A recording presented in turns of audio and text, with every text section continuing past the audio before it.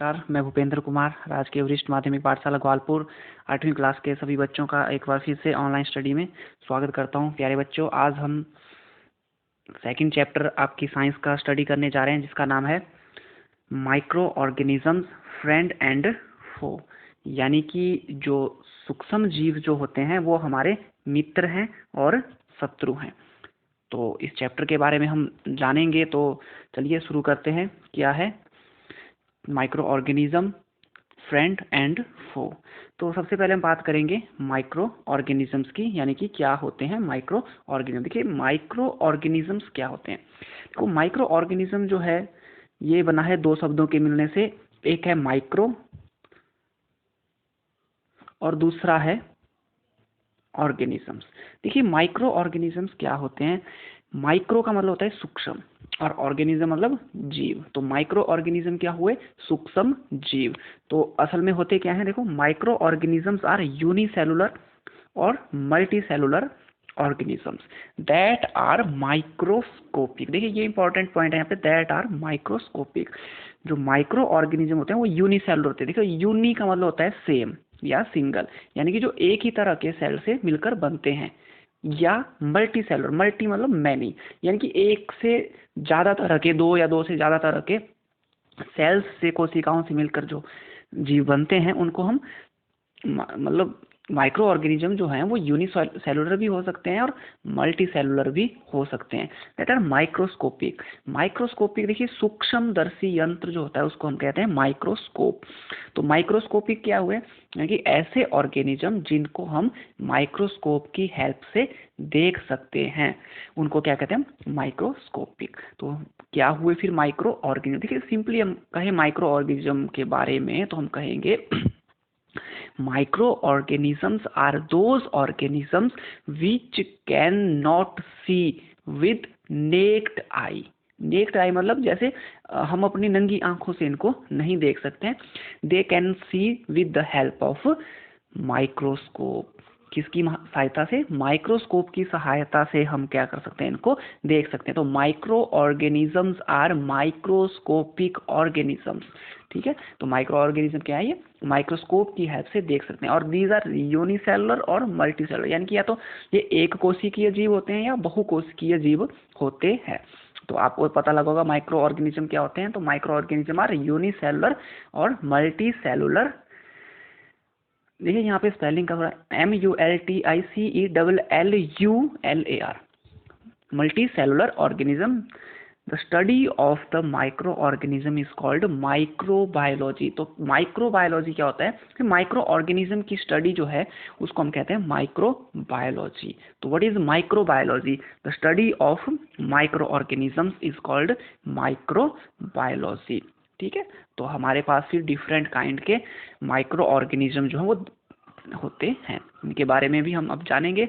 तो आपको क्लियर हुआ होगा कि माइक्रो ऑर्गेनिज्म क्या होते हैं। तो माइक्रो ऑर्गेनिजम्स आर यूनिसेलुलर और multicellular organisms that are microscopic. और सिंपली हम इसको किस तरह से डिफाइन कर सकते हैं, हम कह सकते हैं the organisms which can see with the help of microscope are called microorganisms. Okay, तो इसके बाद हम बात करेंगे माइक्रो ऑर्गेनिजम्स के बाद different types of microorganism, या हम इसको इस तरह से पढ़ सकते हैं major groups of microorganism, यानी कि जो सूक्ष्म जीव होते हैं उनके मुख्य वर्ग कौन कौन से हैं, या different types of microorganism, यानी कि अलग अलग प्रकार के जो सूक्ष्म जीव हैं वो कौन कौन से हैं। तो सबसे पहले दिया है बैक्टीरिया, प्रोटोजोआ, एल्गी और फंगाई।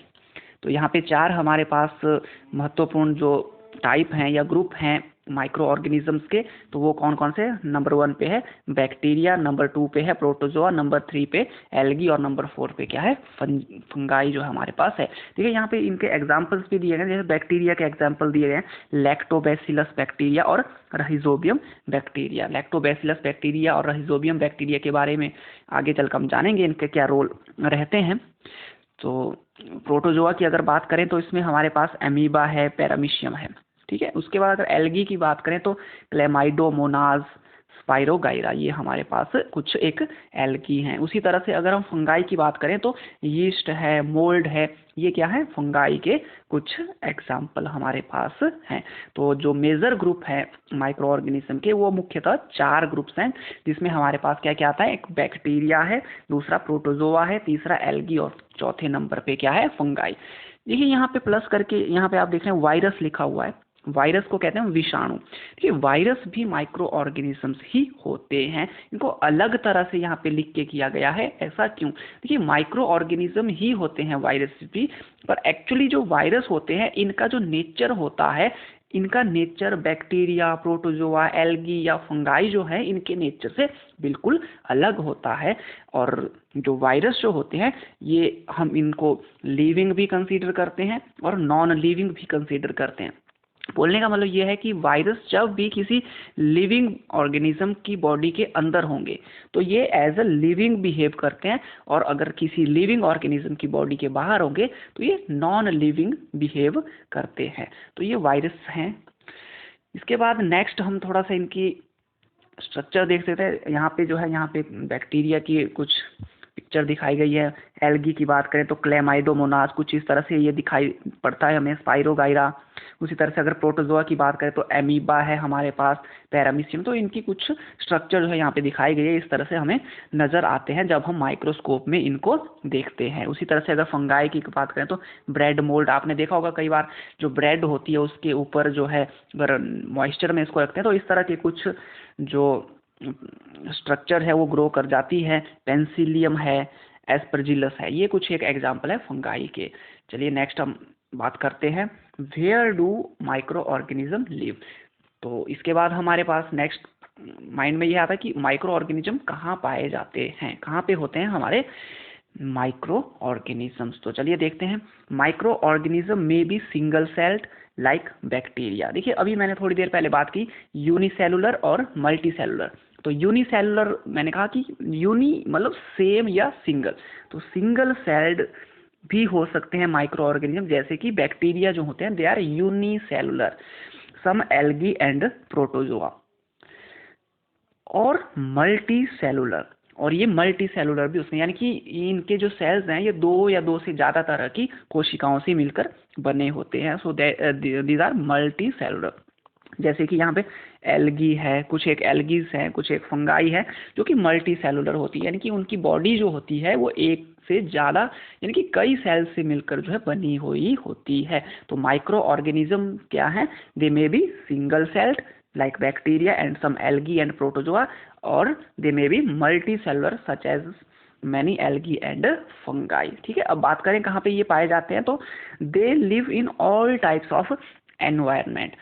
ये हर तरह के environment में रह सकते हैं, ranging from ice cold climate to hot springs and desert to marshy lands. यानी कि बोलने की बात यह है कि जो माइक्रो ऑर्गेनिज्म है, जो सूक्ष्म जीव है, वो हर तरह के पर्यावरण में जो है, हर तरह के वातावरण में वो रह सकते हैं। अगर बात करें आइस कोल्ड क्लाइमेट, यानी कि काफ़ी ठंडा अगर वहाँ की जलवायु है अगर किसी जगह की, तो वहाँ पे भी माइक्रो ऑर्गेनिज्म पाए जा सकते हैं।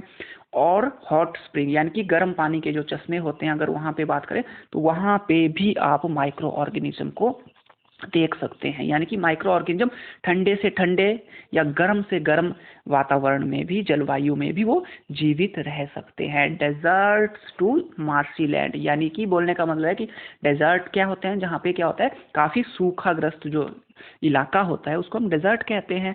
और मार्सी लैंड होता है जहाँ पे दलदल होती है, कीचड़ होता है, ठीक है, वैसी जगह। तो यानी कि शुष्क जो ड्राई प्लेसेस है वहाँ पे भी माइक्रो ऑर्गेनिज्म पाए जा सकते हैं या होते हैं। और मैं कहूँ कि जो दलदली क्षेत्र जो होते हैं, जैसे जो कीचड़ वाले जो प्लेसेस होते हैं, मार्सी लैंड हम इनको कहते हैं, वहाँ पे भी आप माइक्रो ऑर्गेनिज्म को देख सकते हैं, यानी कि वहाँ पे भी वो उपस्थित होते हैं। They are also found inside the bodies of animals.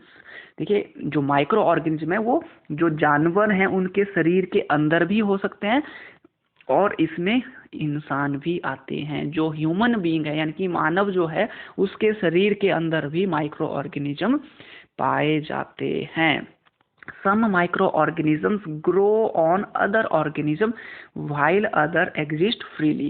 तो यहाँ पे बोला गया है कि कुछ माइक्रो ऑर्गेनिज्म क्या होते हैं, वो दूसरे जो ऑर्गेनिजम्स होते हैं उनके शरीर के ऊपर ग्रो करते हैं, वृद्धि करते हैं, जबकि कुछ ऑर्गेनिज्म यानी कि कुछ माइक्रो ऑर्गेनिज्म ऐसे हैं जो बिल्कुल स्वतंत्र रूप से अलग से रहते हैं, वो फ्रीली रहते हैं। तो माइक्रो ऑर्गेनिज्म कहाँ रहते हैं, अगर आपसे पूछा जाए तो आप सिंपली कह सकते हैं कि माइक्रो ऑर्गेनिजम्स जो होते हैं वो ice cold climate to hot spring, यानी कि सर्द वातावरण हो चाहे गर्म वातावरण हो, वो हर प्रकार के वातावरण में रह सकते हैं, चाहे ड्राई एरिया हो यानी कि शुष्क वातावरण हो या दलदल वाला क्षेत्र हो, वहाँ पे माइक्रो ऑर्गेनिज्म पाए जाते हैं। ये मनुष्य के अंदर भी होते हैं या दूसरे जानवरों के शरीर के अंदर भी पाए जाते हैं। तो माइक्रो ऑर्गेनिज्म हम कह सकते हैं कि वो हर स्थान पे पाए जाते हैं। इसके बाद चलिए बात करते हैं फ्रेंडली माइक्रो ऑर्गेनिज्म। देखिए चैप्टर के शुरू में ही हमने बात करी थी, चैप्टर का नाम ये माइक्रो ऑर्गेनिज्म फ्रेंड एंड फो, यानी कि जो सूक्ष्म जीव है वो मित्र एवं शत्रु। तो यहाँ पे सबसे पहले हम बात करेंगे फ्रेंडली माइक्रो ऑर्गेनिजम्स की, यानी कि ऐसे सूक्ष्म जीव जो हमारे मित्र हैं। तो किस तरह से माइक्रो ऑर्गेनिज्म हमारे मित्र हो सकते हैं, चलिए बात करते हैं। Microorganisms are used for various purposes. तो यहाँ पे बोला गया है कि जो सूक्ष्म जीव होते हैं उनका हम इस्तेमाल करते हैं अलग अलग प्रकार के कार्यों में। तो कैसे कार्य हैं देखिए, they are used in the preparation of curd, bread and cake. तो अगर दही बनाना है, ब्रेड बनानी है, केक बनाना है, तो वहाँ पे इस्तेमाल होता है माइक्रो ऑर्गेनिजम्स का। तो अब आप सोचेंगे कि माइक्रो ऑर्गेनिज्म का इस्तेमाल दही बनाने में कैसे होगा, ब्रेड बनाने में कैसे होगा, या केक बनाने में किस तरह से हो सकता है माइक्रो ऑर्गेनिज्म का इस्तेमाल। और यहाँ पे देखिए microorganisms have been used for the production of alcohol since ages, यानी कि पुराने समय से ही सूक्ष्म जीवों का इस्तेमाल एल्कोहल जो होता है यानी कि जो मदिरा शराब जो होता है, दारू जो होती है, उसको बनाने में पहले के समय से ही किया जाता रहा है। तो चलिए जानेंगे थोड़ा और डिटेल में इसके बारे में। They are also used in cleaning up of the environment. जो हमारा वातावरण है उसको साफ सुथरा रखने में भी माइक्रो ऑर्गेनिज्म का ही सहारा लिया जाता है, इस्तेमाल किया जाता है। जैसे कि फॉर एग्जांपल तो ऑर्गेनिक वेस्ट, देखिए ऑर्गेनिक वेस्ट आपको पता है जो भी प्लांट्स और एनिमल्स से जो वेस्ट प्रोड्यूस होता है उसको हम ऑर्गेनिक वेस्ट कहते हैं। जैसे कि वेजिटेबल पील्स, आप घर में सब्जियां बनाते हैं उससे निकलने वाले छिलके, रिमेन्स ऑफ एनिमल्स, फेसिस। तो ये सारे क्या है, जो एनिमल एक्सक्रीटा है या जो घरों में सब्जी बनाते वक्त उनके सब्जियों के फलों के जो छिलके होते हैं, ये सारे बनाते हैं organic waste. Are broken down into harmless and usable substances by bacteria. तो क्या करते हैं बैक्टीरिया, आपको पता है बैक्टीरिया क्या है, माइक्रो ऑर्गेनिज्म। तो माइक्रो ऑर्गेनिज्म यानी कि बैक्टीरिया क्या करते हैं, ये जो ऑर्गेनिक वेस्ट है उसको तोड़ते हैं, ब्रोकन डाउन इनटू हार्मलेस, यानी कि ऐसे पदार्थों में तोड़ देते हैं, ऐसे सब्सटेंसेस में तोड़ देते हैं जो कि बिल्कुल भी नुकसान जो है हमारे वातावरण को नहीं करते हैं, और इसके साथ साथ ही ये क्या होते हैं, फायदेमंद भी होते हैं हमारे लिए। जैसे कि यहाँ पे बात की गई है, recall that bacteria are also used in the preparation of medicine. तो यहाँ पे बात करी गई है कि जो बैक्टीरिया हैं वो उनका इस्तेमाल कहाँ पे भी किया जाता है, दवाइयाँ बनाने के लिए। In agriculture they are used to increase soil fertility by fixing nitrogen. Nitrogen fixation की बात भी आगे चलकर हम करेंगे, क्या होती है नाइट्रोजन फिक्सेशन और किस तरह से यहाँ पे माइक्रो ऑर्गेनिज्म का रोल रहता है। मगर फिलहाल के लिए जो एग्रीकल्चर है, कृषि जो है, उसमें भी जो मृदा है, मिट्टी जो है, उसकी उपजाऊ क्षमता को बढ़ाने में भी माइक्रो ऑर्गेनिज्म का यूज होता है। तो इस तरह से हम कह सकते हैं कि माइक्रो ऑर्गेनिज्म हमारे क्या हैं, मित्र हैं, हमारे सहायक हैं। चलिए और थोड़ा सा जानते हैं इसके बारे में। Making of curd and bread. तो अभी हमने बात की माइक्रो ऑर्गेनिज्म जो होते हैं उनका इस्तेमाल किया जाता है दही और ब्रेड बनाने के लिए। तो आपने पिछली कक्षा में, 7वीं कक्षा में जाना होगा कि milk is turned into curd by bacteria.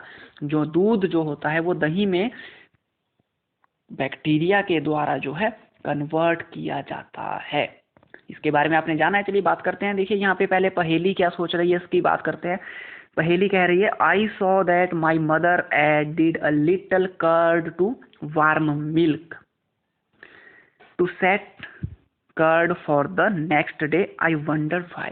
तो पहेली देखिए क्या सोच रही है यहाँ पे। पहेली बोल रही है यहाँ पे कि मैंने देखा है अपनी माता जी को कि वो क्या करते हैं, a little curd to warm milk, वो क्या करते हैं गर्म दूध में थोड़ा सा दही जो है डाल देते हैं, to set curd for the next day, ताकि अगले दिन जो है सारा दूध जो है वो किस में परिवर्तित हो जाए, दही में कन्वर्ट हो जाए। आई वंडर्ड व्हाई, तो मुझे आश्चर्य होता है कि वो ऐसा क्यों करते हैं।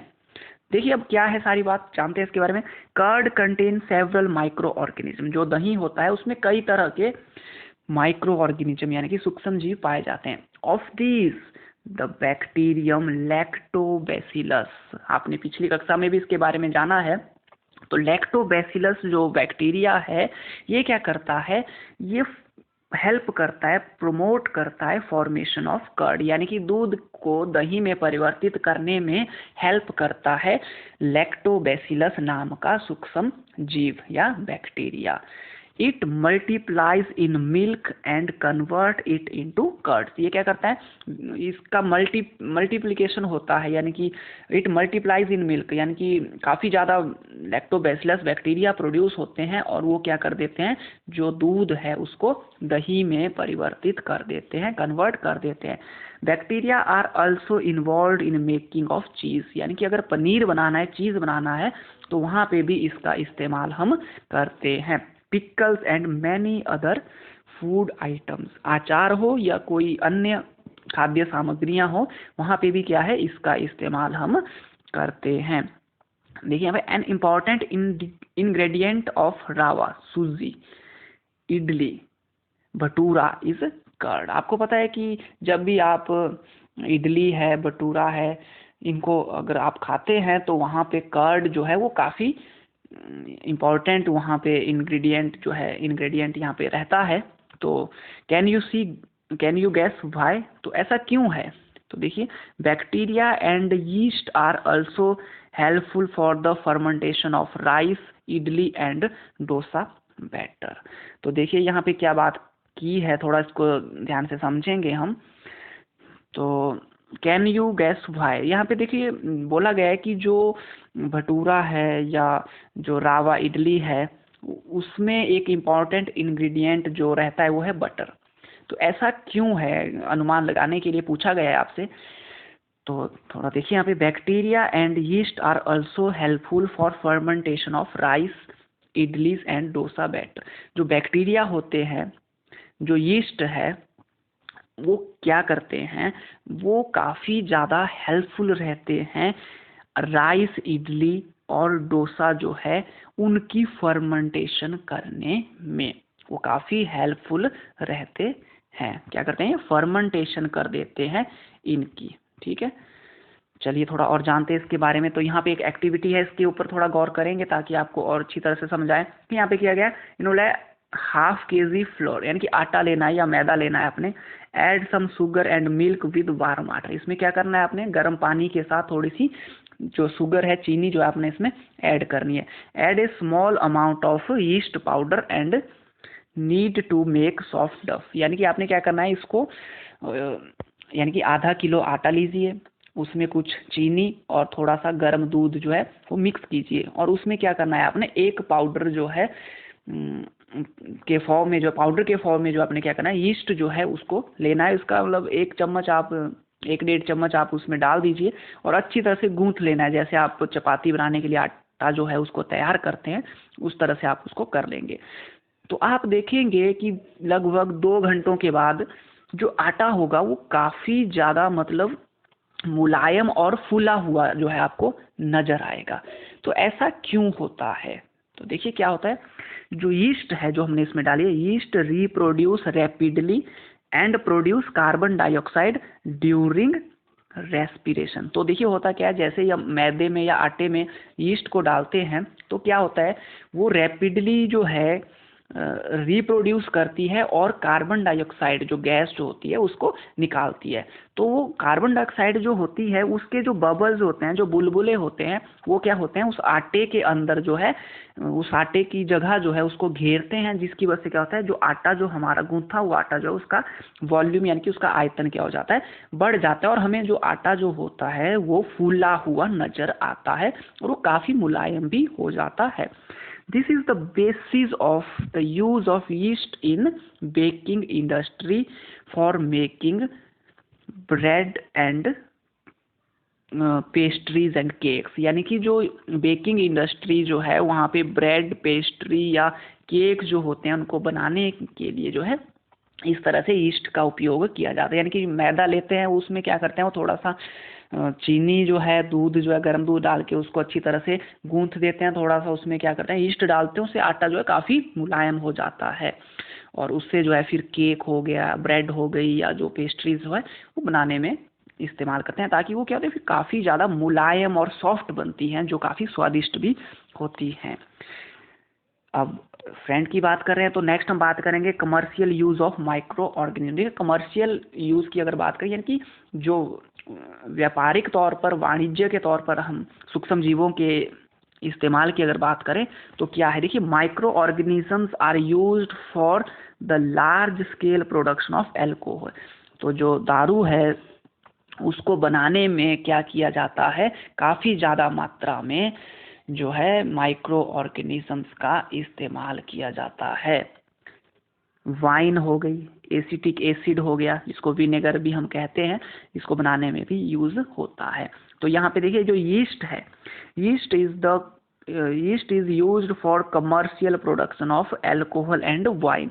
जो दारू है उसको बनाने में जो यीस्ट है उसका काफ़ी ज़्यादा यूज़ किया जाता है। For this purpose yeast is grown on natural sugar present in grains like barley, wheat, rice, crushed fruit juices etc। यानी कि जो गेहूं के दाने जो होते हैं, या जैसे अगर बात करें चावल है, बारले है, गेहूं है, या जो फल होते हैं उनको पीस कर जो जूस वहाँ से निकाला जाता है, उनमें क्या करते हैं हम, जो यीस्ट है उसको डाल देते हैं, उसमें यीस्ट जो है उसको हम ग्रो करवाते हैं। तो यहाँ पे एक एक्टिविटी भी की गई है जिसके द्वारा हम समझेंगे कि इस तरह से अल्कोहल जो है वो प्रोड्यूस किया जाता है। तो क्या करना है आपने, take 500 ml beaker filled up 3/4 with water. मतलब आपने 500 ml का एक बीकर ले लेना है और उसमें जो है आपने जो है पानी भर देना है, मतलब आधा सा उसमें क्या करना है, उसको पानी से भर देना है, ठीक है।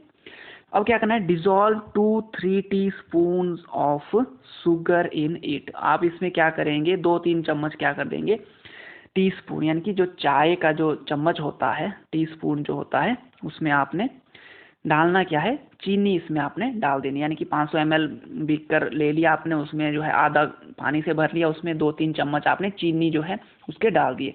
Add a half spoon of yeast powder to the sugar solution. उसमें क्या करेंगे आप, आधा चम्मच जो है वो किसका डाल देंगे, ईस्ट पाउडर का डाल देंगे। Keep it covered in a warm place for 4 to 5 hour. किसी गर्म स्थान पे क्या करेंगे आप, इसको 4 से 5 घंटों तक रख देंगे।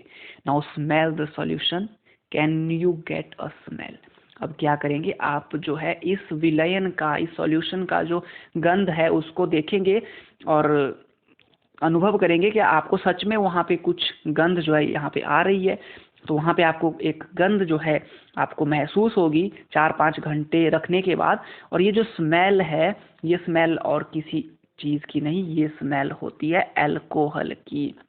क्योंकि जो अल्कोहल है वो कैसे बना है, sugar has been converted into alcohol by east.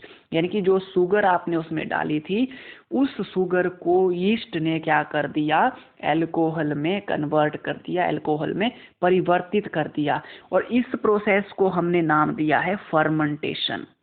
क्या नाम दिया इसको, फर्मेंटेशन। तो क्या होता है फर्मेंटेशन, आमतौर पर आपसे पूछा जाता है, तो आप कहेंगे the process of conversion of sugar into alcohol is known as fermentation. यानी कि शुगर जो होती है उसको अल्कोहल में कन्वर्ट करने की जो प्रक्रिया है उसी को हम क्या कह देते हैं, फर्मेंटेशन कह देते हैं, किण्वन कह देते हैं इसको। और जो फर्मेंटेशन है इसको डिस्कवर किया गया था 1857 यानी कि 1857 में लुई पास्चर के द्वारा। इन्होंने इसको जो है डिस्कवर किया था 1857 में।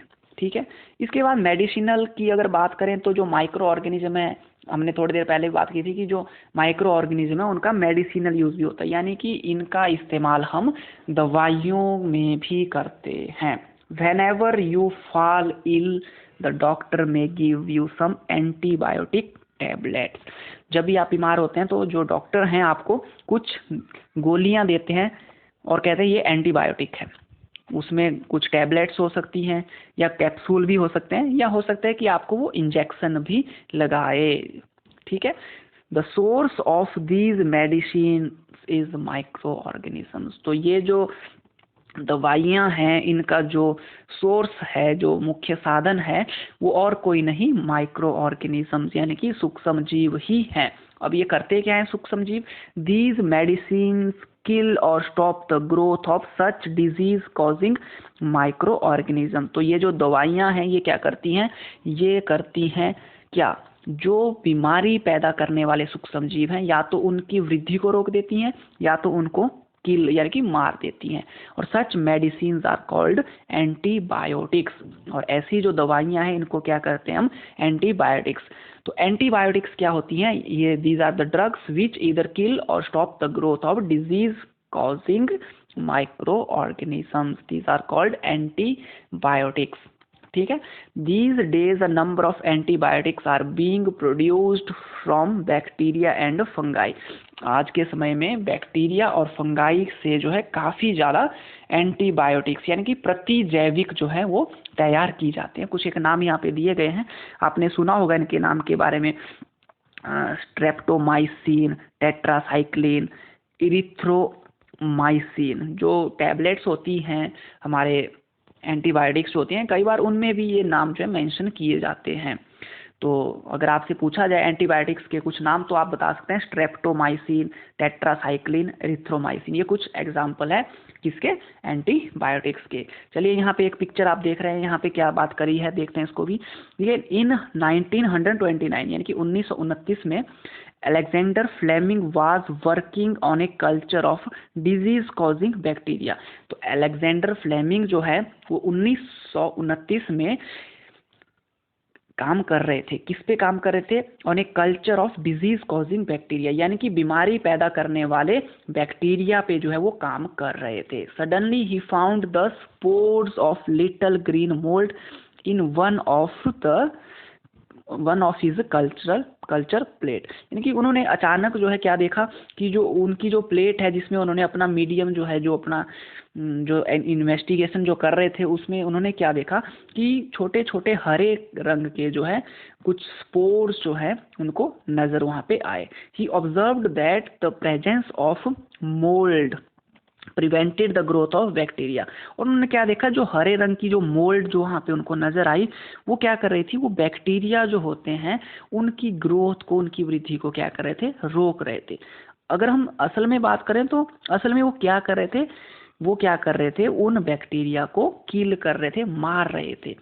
From this the mould penicillin was prepared. जो पेंसिलिन जो है, जो एंटीबायोटिक है पेंसिलिन, इसका जो है फिर इस तरह से क्या हुआ था? निर्माण हुआ था, इसको तैयार किया गया था। तो अलेक्जेंडर फ्लेमिंग जो है इन्होंने पेंसिलिन को तैयार किया था। ठीक है, नेक्स्ट जो है अब हम बात करते हैं माइक्रो ऑर्गेनिज्म के हार्म की। यानी कि हम जो माइक्रो ऑर्गेनिज्म है वो हमारे दोस्त तो हैं मगर साथ साथ में माइक्रो ऑर्गेनिज्म हमारे शत्रु भी हैं, हमारे लिए नुकसानदायक भी रहते हैं। तो क्या है देखिए, microorganisms are harmful in many ways. कई तरीकों से जो है माइक्रो ऑर्गेनिज्म सूक्ष्म जीव हमारे लिए नुकसानदायक भी हैं।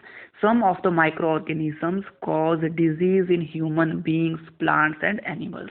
तो कुछ ऐसे सूक्ष्म जीव भी हैं जो मनुष्यों में, पौधों में, जानवरों में बीमारियां जो है वो पैदा करते हैं।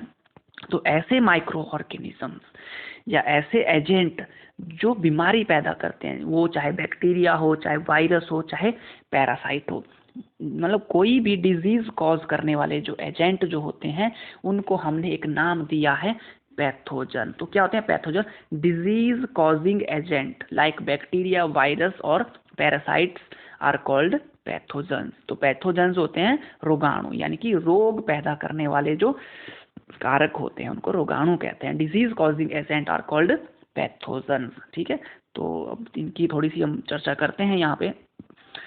तो देखिए, disease causing micro organisms in human, यानी कि मनुष्यों में जो है कौन कौन से माइक्रो ऑर्गेनिजम्स हैं जो बीमारी पैदा करते हैं। तो pathogens enter our body through air we breathe, water we drink और फूड वी ईट, यानी कि जो भोजन हम खाते हैं, जो पानी हम पीते हैं और जो वायु जिसको हम श्वास के द्वारा लेते हैं, उसके द्वारा क्या होते हैं, ये जो पैथोजन्स होते हैं कि डिजीज कॉजिंग एजेंट जो होते हैं ये हमारी बॉडी के अंदर चले जाते हैं। They can also gate transmitted by direct contact with N infected person और कैरिड बाई एन एनिमल्स। तो कोई भी संक्रमित व्यक्ति है उसके द्वारा स्वस्थ व्यक्ति में भी ये मतलब संचरित हो जाते हैं, उससे ट्रांसफर हो जाते हैं, या कुछ जानवरों के द्वारा भी ये मनुष्यों में या दूसरे जानवरों में ट्रांसफर हो जाते हैं। Microbial diseases that can spread from an infected person to a healthy person through air, water, food और physical contact are called communicable diseases. यानी कि कम्युनिकेबल डिजीजेस क्या होती हैं, जो कि एक इन्फेक्टेड पर्सन से किसी हेल्दी पर्सन को क्या हो जाती हैं, ट्रांसफर हो जाती हैं, स्प्रेड कर जाती हैं, चाहे वो फिर वायु के द्वारा हो, वाटर के द्वारा हो, भोजन के द्वारा, या कोई शारीरिक जो हम संपर्क में आते हैं, फिजिकल कांटेक्ट में आते हैं, उसके द्वारा भी जा सकती हैं। तो अगर आपसे पूछा है व्हाट आर कम्युनिकेबल डिजीजेस, तो those diseases that can spread from an infected person to a healthy person, those diseases that can spread from an infected person to a healthy person through air, water, food और physical contact are called communicable disease। तो कुछ एक example भी यहाँ पे दिए गए हैं, जैसे कि यहाँ पे कॉलेरा है, कॉमन कोल्ड है, चिकन पॉक्स है, ट्यूबरक्लोसिस है। ठीक है, तो ये कुछ एक एग्जाम्पल हैं हमारे पास किसके, कम्युनिकेबल डिजीज के। यानी कि कॉमन कोल्ड जो होता है, सर्दी जुकाम जो होता है, चिकन पॉक्स है, ट्यूबरक्लोसिस जो टीबी जो होता है, ये कुछ बीमारियां हैं जो एक इन्फेक्टेड पर्सन से हेल्दी पर्सन को ट्रांसमिट हो जाती हैं। तो these are some examples of communicable diseases. तो when a person suffering from common cold sneezes little यहाँ पे when a person suffering from common cold sneezes fine droplets of moisture carrying thousands of viruses are spread in the air। देखिए, कोई person जिसको कि सर्दी जुकाम हुआ है, जब भी वो छींकता है तो क्या होता है, जो छोटी छोटी जो बूंदें जो होती हैं, जिसमें क्या होते हैं, हजारों जो विषाणु जो होते हैं वो उपस्थित होते हैं और हवा के द्वारा वो फैल जाते हैं। द वायरस में enter the body of a healthy person while breathing and cause infection. तो क्या होता है, ये जो वायरस जो होता है ये उस वायु के द्वारा चला जाता है किसी स्वस्थ मनुष्य में जब वो सांस लेता है, और उसमें भी वो इन्फेक्शन हो जाता है। ठीक है, तो इस तरह से डिजीज क्या होती है, एक हेल्थी पर्सन को ट्रांसमिट हो जाती है इन्फेक्टेड पर्सन से। तो यहाँ पे देखो भूजो क्या सोच रहा है, how do you prevent the spread of communicable disease. तो भूजो जो है यहाँ पे काफ़ी चिंतित हो गया है और ये सोच रहा है यहाँ पे कि किस तरह से हम कम्युनिकेबल डिजीजेज होती हैं उनसे बच सकते हैं, उनका फैलना जो है रोक सकते हैं। तो किस तरह से रोक सकते हैं हम इन बीमारियों को, आप भी इनके बारे में सोचें और ज़रूर 3-4 पॉइंट इनके बारे में लिखने की कोशिश करें। तो देखिए, पर यहाँ पे पहेली क्या कह रही है, we should keep a handkerchief on the nose and mouth while sneezing. तो देखिए पहेली ने कितनी अच्छी बात यहाँ पे की है, जब भी हम छींकते हैं तो हम अपने नाक और मुंह पे क्या लगा ले, अपना रुमाल रख लें। It is better to keep a distance from infected person. और संक्रमित व्यक्ति से हम क्या करें, एक उचित दूरी बना के रखें, तो हम कम्युनिकेबल डिसीजेज से क्या है बच सकते हैं।